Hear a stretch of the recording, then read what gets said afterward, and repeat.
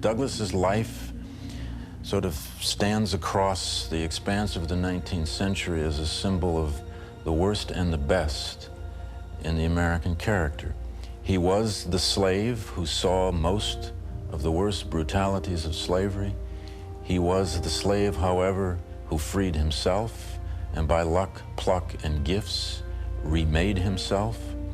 Most importantly, he had an enormous ability to capture in words the meaning of what America is about.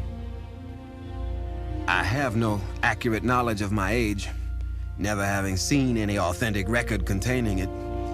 By far the larger part of the slaves know as little of their ages as horses know of theirs, and it is the wish of most masters within my knowledge to keep their slaves thus ignorant. I do not remember to have ever met a slave who could tell of his birthday. Frederick Douglass, 1845. It was along the eastern shore of Maryland near a quiet creek called the Tuckahoe that the life of the man who would inspire a nation began. Frederick Douglass was born in Talbot County on Maryland's eastern shore. He wasn't certain of his birth himself. In fact, he thought that he had been born in 1817. But slave records tell of the birth of Frederick Augustus to a slave named Harriet in February 1818. He knew who his mother was, although she was a distant figure in his life. She lived on another plantation.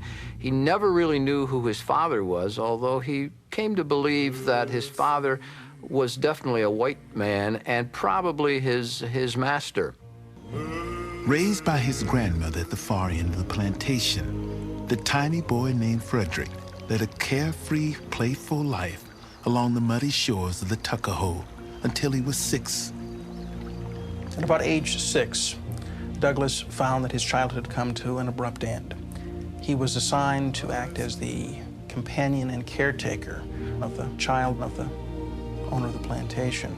And as a result, he could get in trouble for things that he either had done or had failed to do.